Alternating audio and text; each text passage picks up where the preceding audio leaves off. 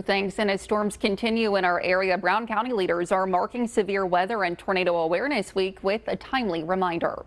Now, therefore, I, Troy Streckenbach, Executive of Brown County, do hereby proclaim the week of April 13th through the 17th, 2026 as Tornado and Severe Weather Awareness Week. This week, Brown County officials encouraging the public to be ready during severe weather season. A lot of it's about education. It's about bringing awareness. It's about reminding people to be prepared. The county's emergency management director says recent years show just how important awareness can be, with tornado activity trending upward in Wisconsin. This type of event, over the last 10 years, Wisconsin has averaged about 30 tornadoes per year.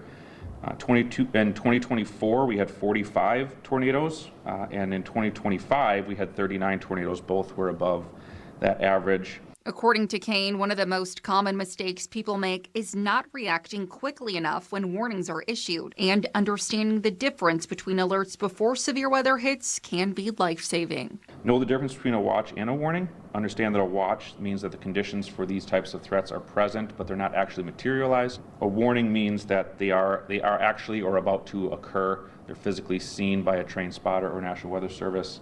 And that you want to take action immediately. Officials also stress the importance of having multiple ways to be alerted, having an emergency kit with food and water in case help can't reach you right away, and knowing where to find shelter when seconds count.